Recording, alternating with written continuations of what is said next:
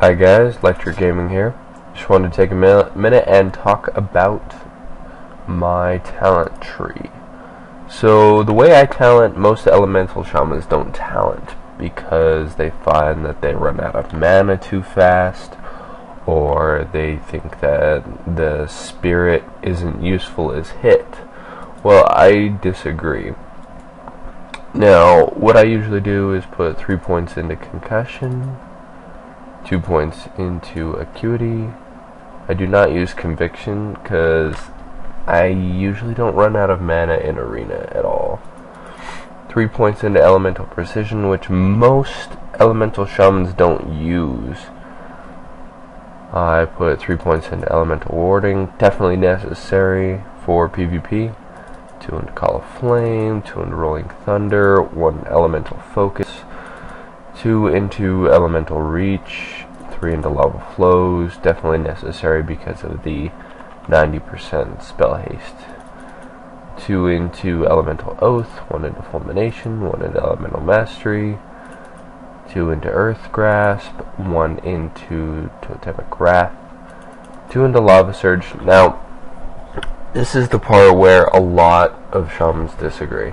They think that feedback is not important, so a lot put 1 into feedback and then start speccing into another tree, which is useful if you wanted to get down to ancestral swiftness and into spark of life. I usually put 3 into feedback and then go ahead and spec into the enhancement tree. Now you'll notice I have 1 point left. I could put it into acuity to get 1% extra crit, but I'm noticing that totemic reach, even though it's just 15%, is a lot more useful. And that is my talents. Now what I use for glyphs, I use Glyph of Lava Burst, Glyph of Unleash Lightning for the running lightning bolt. Not a lot of shamans use Glyph of Flame Tongue or find it's more useful for the extra crits, which is why in my videos people say I crit all the time. Of course, Stoneclaw, Glyph of Thunder, Glyph of Hex. Now you do not need to have the Glyph of Lightning Shield anymore because of the PvP 4-set bonus. Because of that, you'll never go below 3 charges. And then your minor glyphs pretty much don't matter. But yeah. Now I'm going to go ahead and show you how a lot of elementals spec.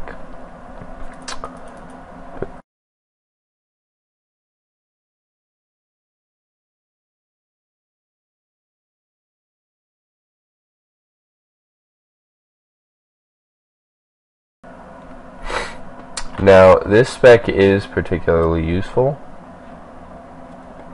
if you're finding that your healer is not able to heal you, or if you do not like using spirit gear.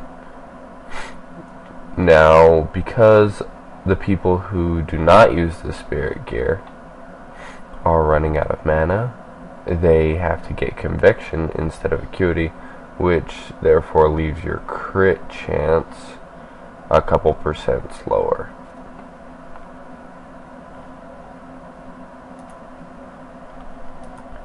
One way that I've found that you can get Spark of Life while speccing the way that I spec is you just take a couple points away from the non-essentials.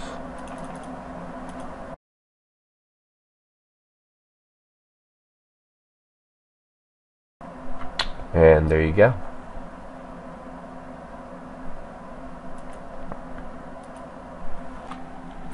So now I thought I'd take a second and show you my macros. Shamans are pretty basic as far as macros go. You pretty much just need stop casting macros on most of your abilities. For instance, stop casting Shear, stop casting Purge, I have this one that engineers can use. It's a Spirit Walker's Grace Rocket Belt macro. Stop casting Thunderstorm. Now the reason I use that is, say your shears went up and you need to stop a healer from casting. Stop casting Grounding Totem, Focus Shear, Focus Hex. Now I do use a quote-unquote one-shot macro. Basically just it blows your Racial, it blows your Trinket, blows Elemental Mastery. I also put on it other trinkets I use sometimes, and also my engineering gloves. It's very useful. I do not put Spirit Walker's Grace on it because you don't always need Spirit Walker's Grace when you're doing it, and you can push your Spirit Walker's Grace button at the same time if you choose to do so. So that's all of my macros.